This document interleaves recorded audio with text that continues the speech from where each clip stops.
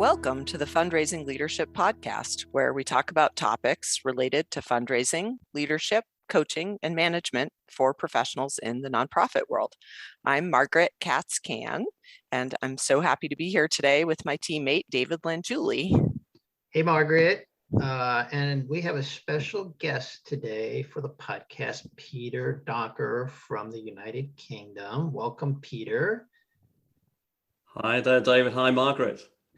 You know, Peter, you're a celebrity in our world of leadership development, and you're a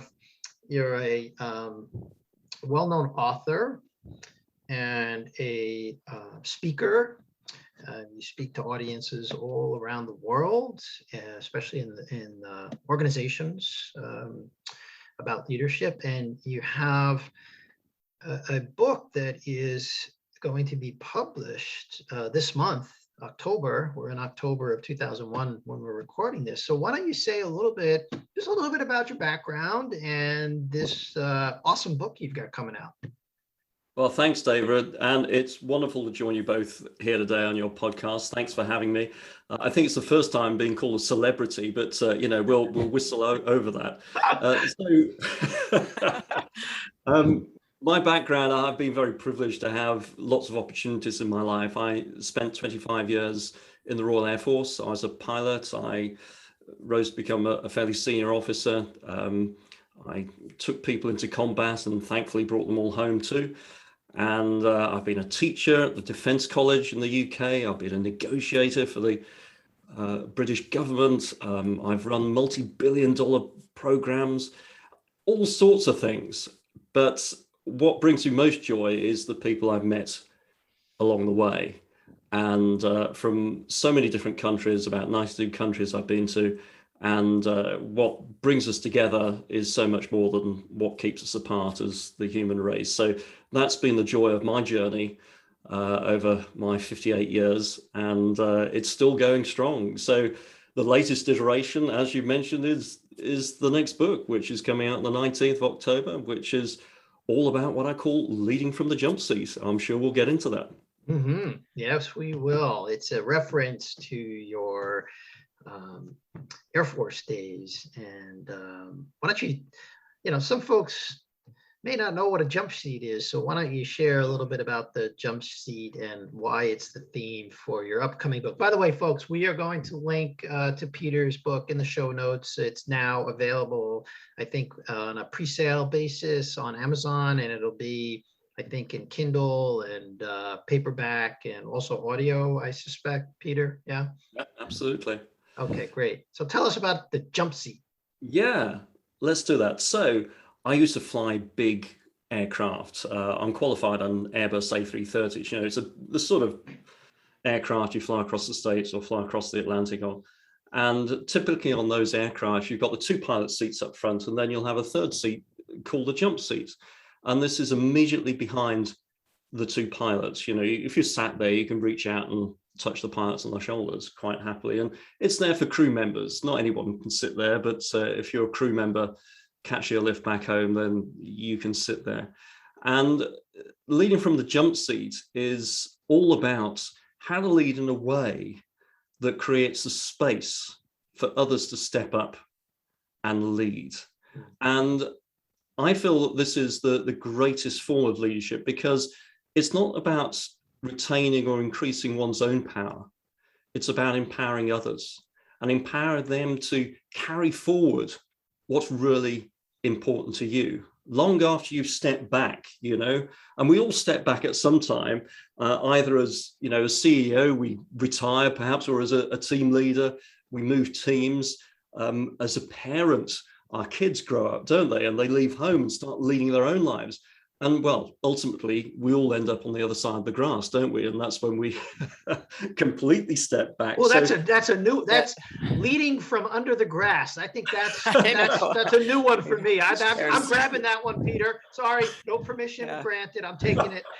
Yeah, I'm curious to sort of play a tiny bit more with that metaphor because I really like it. You know, you're in the jump seat and there's something about a way that you can lead by putting your hand on the pilot's shoulder. There's a way you can lead by maybe pointing out, you know, something that the pilot doesn't Yeah. see. But like, riff with me here. What are some of the other things that are possible from that jump Well, seat? I feel I need to clarify that a little bit. The title of the book actually was inspired by one of the early stories in the book. It goes back some years when I was still in the Air Force, and I had the privilege of being involved in the training of other pilots.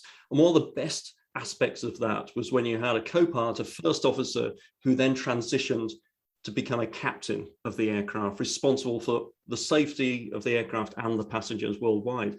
And it was quite a lengthy process, but right at the end of that process, it involved the new captain flying with a guy such as me, with plenty of experience, acting as their crew member, as their co-pilot. And we'd fly from the UK over to Washington, Dulles, and then in this particular case, onto San Francisco. And on this particular occasion, the young guy who was becoming a captain was the name of Callum, and he was a brilliant pilot. And we landed in San Francisco, and I turned to him and said, Callum, brilliant job. I'll sign you up. You're good to go. We'll stop here the night. But then tomorrow, we've got a full load of passengers. I'll be down the back doing some paperwork, catching up on that. You will have a regular first officer, co-pilot. You take us back to Washington. You know, you're on your own now. Great job. And it's a wonderful feeling. But actually, on the following morning, because it was so busy, Callum asked me to come and sit on the jump seat to act as an extra pair of eyes to watch out for other traffic as we taxied out of San Francisco, because it's so busy. And we didn't go there very often, and we didn't want to take a wrong turn either, you know. So I thought, well, this is quite courageous of him, because he's just got me off his back, frankly. You know, I've just signed him up. But it was good practice to have me as an extra crew member to help with the safety of the aircraft looking out. So that's when I sat in that jump seat, and we finally had our turn to take off, and we got airborne at around about 300 feet. We had an emergency. And what I then chose to do in the next 1 or maybe 2 seconds at most would dictate whether we survived or not. So the question is, what would you do? You know, you're the most experienced pilot on the airplane, but you've just signed this guy up as a captain.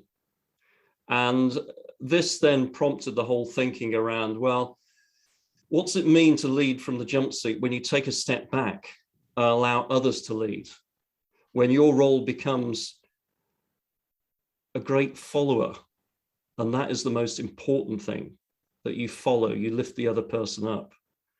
And what does it take in order to create the context? What's it take in order to have the relationship with people where you can sit in that jump seat and they feel empowered and they feel that you've got their back? So that was the catalyst for the title. There's two things I love about your story, Peter. The first is that it very much tickles our coaching funny bone for Margaret and me, because this is what coaching is all about, as you know, because you do coach leaders also.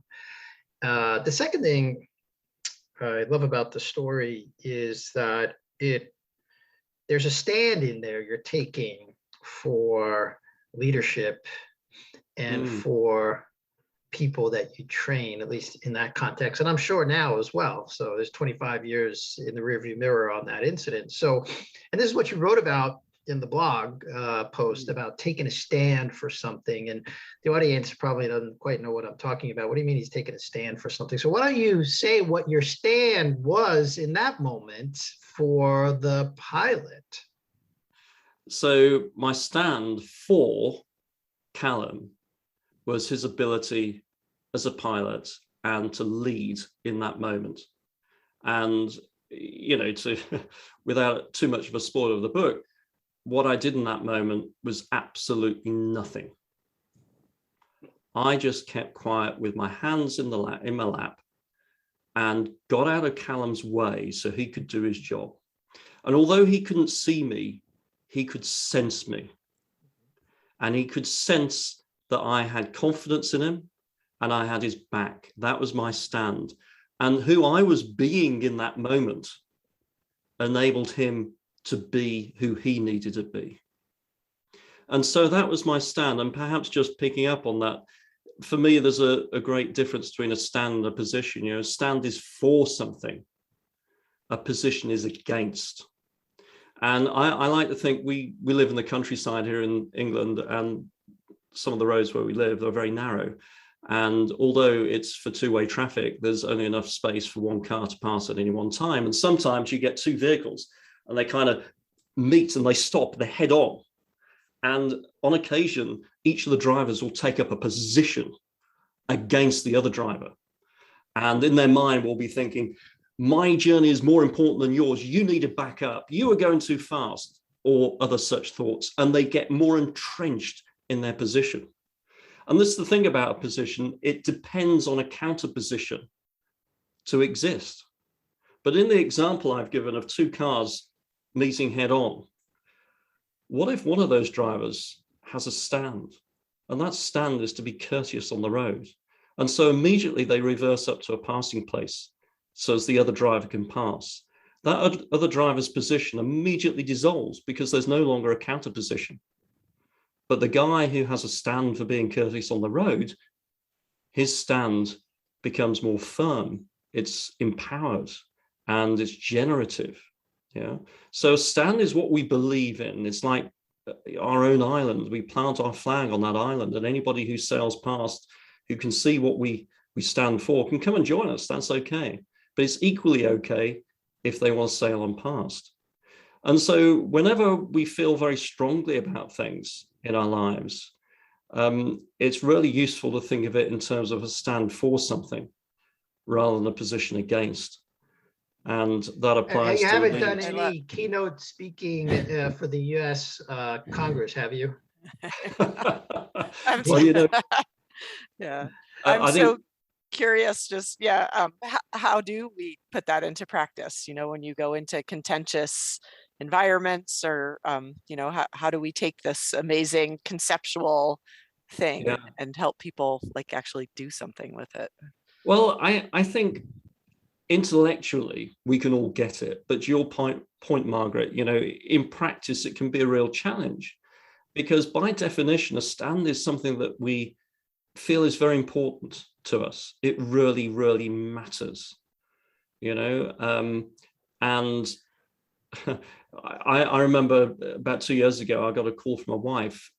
She just had an accident in the car. Somebody had run in the back of her. Somebody did not reverse. No, correct.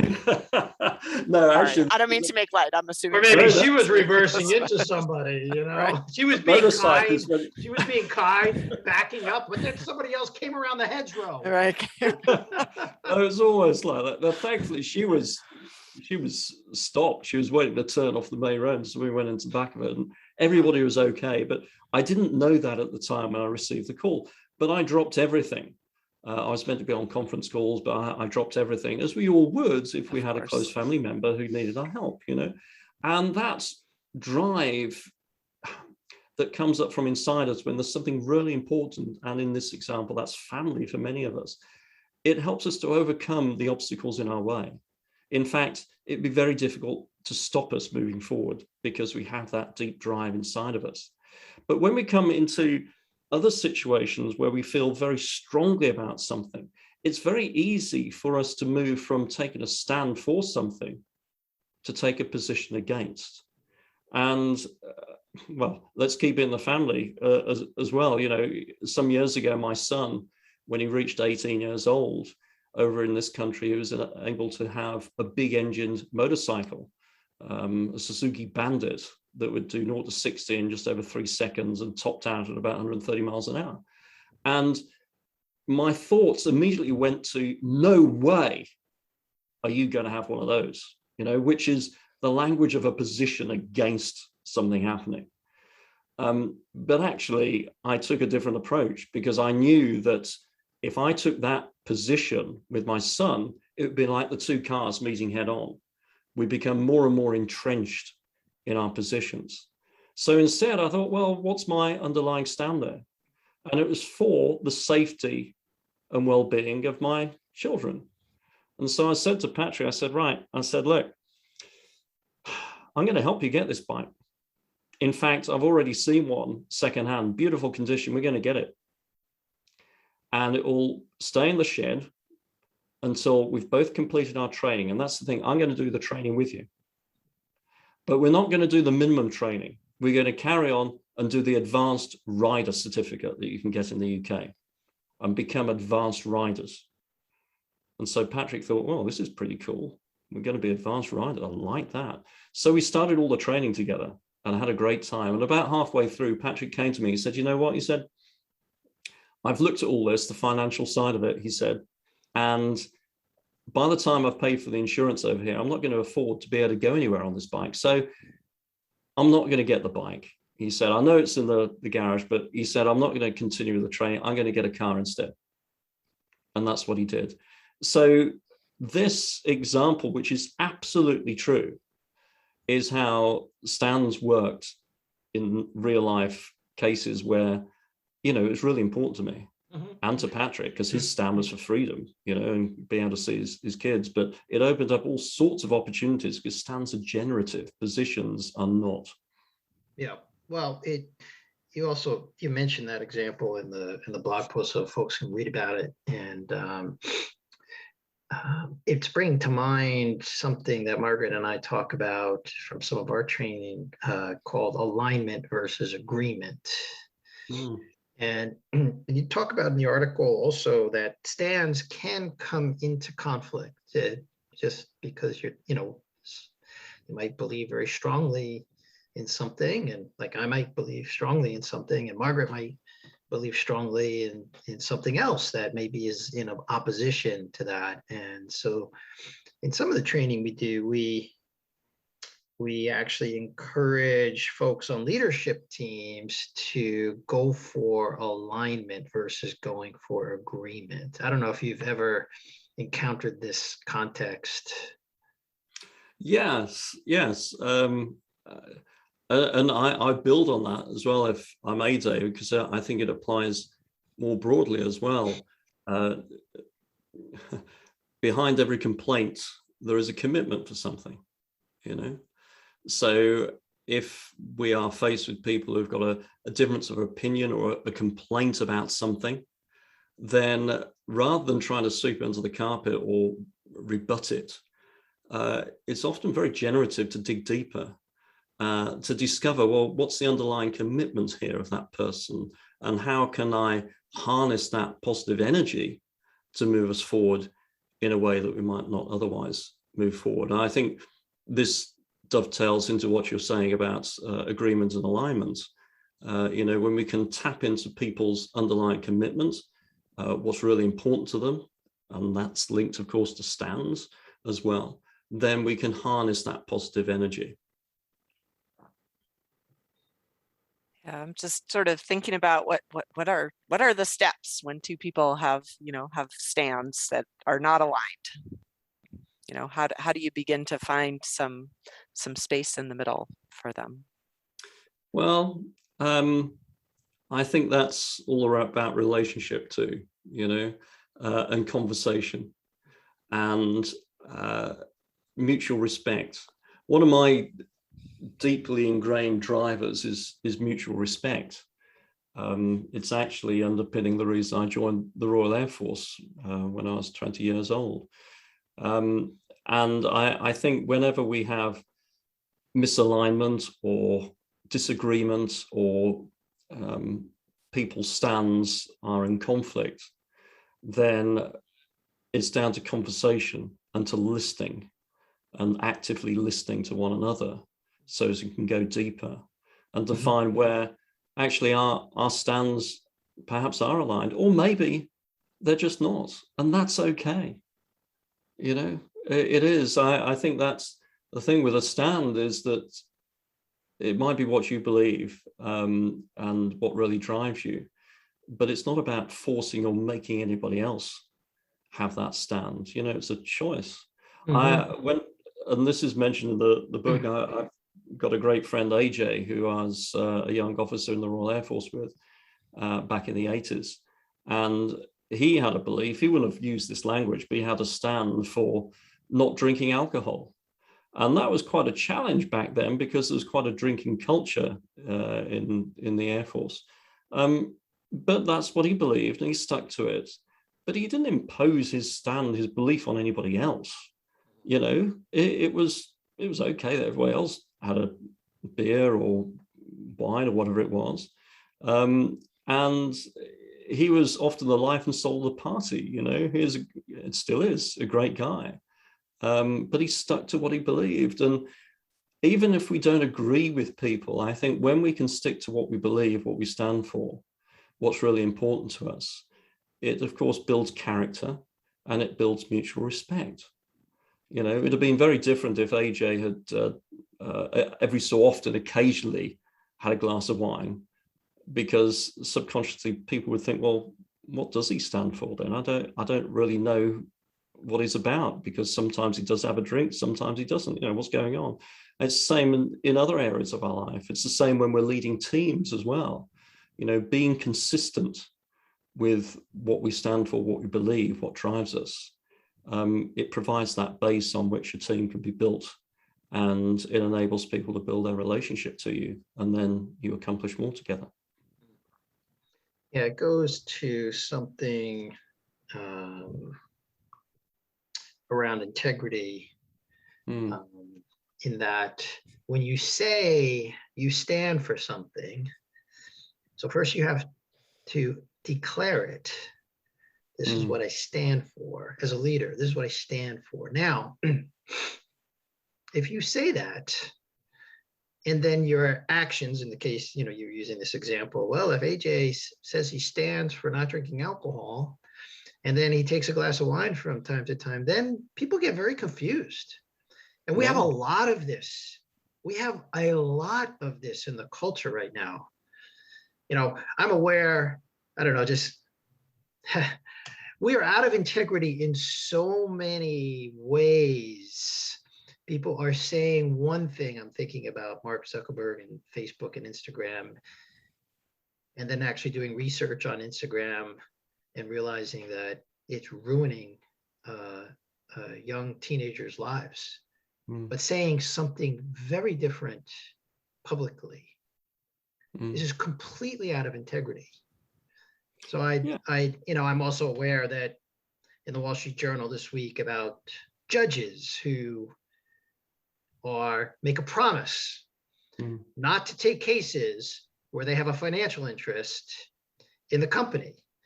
And now the Wall Street Journal reports that there are hundreds upon hundreds of judges in the United States who, through some investigative reporting, they have now reported that they have financial stakes. And lo and behold, it seems like they rule in favor of those companies more often than not. And in fact, they substantially more often than not when they have those financial stakes. So I would like to hear your thoughts on integrity, because stands live in the land of integrity. Yeah. So whenever I talk about integrity, I do mention this in the book. Integrity and authenticity. Authenticity is a word that's thrown around quite a bit. You know, to be authentic, you know, is quite often something talked about in leadership circles. And I've always had a little bit of an issue on this until I heard Seth Godin talk about authenticity and integrity. And he said, you know, we lose our right to be authentic at the age of 5 or 6. You know, a screaming child because they're hungry, that's authentic. They are giving their unfiltered feelings and thoughts out to the world. But then as we get older, we need to have integrity. And integrity is about, yes, acknowledging what you stand for and your beliefs, but also having a filter in place, such as particularly if you're in a position where others are looking up to you, and that can be a parent, it can be as a CEO, it can be as a team leader, then you need to have the integrity that needs to come with that role. For example, when I was leading people in combat during the 2003 Iraq War, I had, you know, fears in my mind about what we're about to do. I had 200 people under my care, and when we launched in our large unprotected air refueling aircraft on the first night, I was pretty sure I wasn't going to see them all back. Now, to be authentic would have been to share all those feelings, but it wouldn't have been in service of my people. I needed to have the integrity of my role as their leader, formal leader, as they looked towards me. I needed to give them assurance. I needed to be the great foundation for them, So that's the first thing about integrity. I think the second thing that I'd like to mention on integrity is that all the people that you've mentioned, David, what they are doing is I'm not going to get into that. I'm more interested. We don't have to judge it. It's just not whole. No. It's just not whole and complete. It's just incomplete. I agree. I turn this back on myself, though, in the sense of I think it's unrealistic for individuals to put themselves on a pedestal where integrity is concerned. We are human and we do make mistakes. And I think what is more important for me is intent and the trend. So, if our intent of our actions comes from a good place, everything that we do in life, everything that's important to us is driven by one of two things. It's either driven by fear or it's driven by love. And we have a choice as to which we go with. We always have a choice. And if our intent is driven by love rather than fear, then that's where we want to be.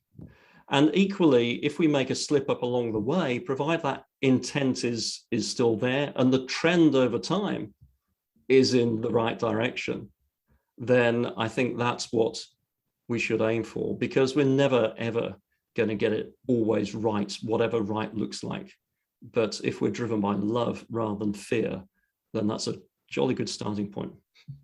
Yes. I'm sort of curious. It's just listening to you recall what it felt like to lead 200 people into combat and how clear the distinction between, what was authentically in your heart and your fear, and that the integrity, though, looked a very different way. But it just sort of occurs to me like that's one set of rules, but in personal relationships, even as leaders of companies and teams, that's not we don't draw those lines in the same ways, right, across other contexts. Yeah. And I'm just sort of curious, how do you talk about that? It sounds like you spend, you have a personal relationship also with a family, but in the corporate world with boards, where do you go with that? Yeah, well, I think the stories that I share sometimes about my military experiences, which relatively speaking are pretty tame compared to some of my colleagues who are perhaps in the Royal Marines and on the ground. But these experiences, and indeed the experiences I share of having emergencies on aircraft, the point of those is that quite often what I'm talking about in terms of leadership and human relationship, it's what people might refer to as the warm fuzzy stuff, the so-called soft skills. And the reason I bring into play my military and aircraft emergency experience is that, when your life is on the line, that's when you get down to the real nitty-gritty of things, when it really, really counts. And if what I'm saying works in those situations, it also can work in less life-threatening situations. And so coming back to the sort of boardroom situation, and picking up on one of the words that you mentioned there, Margaret, context. Context is everything. There are only two things in this world. There's content and there is context. Content is like all the jigsaw puzzle pieces on the table, but they have no meaning whatsoever without context. Context is the picture on the jigsaw puzzle box. And so as leaders, whether we are leading people in combat, if we are parents trying to lead our family, if we're a CEO trying to lead a multinational, we need to focus on making sure that picture on the box is as clear and as vivid as possible, because that gives us context, and that context gives us meaning. And when we have that meaning, people who are arranging the puzzle pieces on the table, they can then come together in a coherent way. But quite often, I think I see, in boardrooms, people are so focused on the puzzle pieces that everyone forgets to paint the picture on the box. And then that's when we lose our way. So all of these things that we're talking about, it starts with context, and it starts with building that context, being clear on what that looks like, pulling the signals sometimes up from around all the noise that's going on, being able to focus in on what's really, really important for us and for our team. Then people in our team can figure out what they need to do. We need to focus on the context.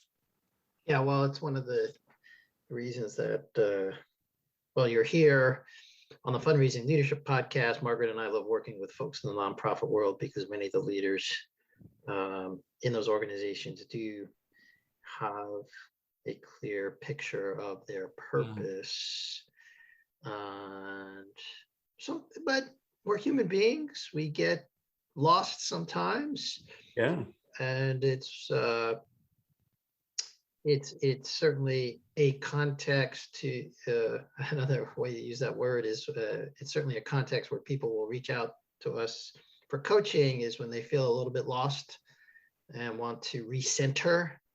So this is all the squishy being of a leader and not the doing of leadership that the three of us navigate. So I'm curious if you had, based on our conversation, based on what you shared about taking a stand, I'm wondering if there's something that you want the audience to try. Well, I'll offer this, and it's up to people if they want to try it or not. But think about something that you feel very strongly against, because often it's easy to think of something like that. Maybe the service you got from the car shop the last time you took your vehicle in for a service, or maybe the way you've been treated by somebody else, something that really has fired you up and has got to your center of who you are, and something that you feel strongly, strongly against. And take a moment to reflect on what's your underlying stand there. What's your stand for instead of position against? So in the example I gave of my son Patrick, and that's in the blog article, the position was against Patrick getting a motorcycle, but the underlying stand was for him to be safe and to thrive. So once I reconnected to that underlying stand, it opened up all sorts of different possibilities that previously were not available to me when I was just focused on that position. So what I invite people to do is to find something you really feel strongly against, dig deep and flip it over and turn it into a stand. And just the way you begin to talk about it will transform how you approach that particular aspect of your life. Love that. Big challenge. It's a big challenge, but it sounds like much space could be possible if one can flip that. Yeah, I love that. I love that challenge. I think I'll take it on myself and see if I can do that around the cable news.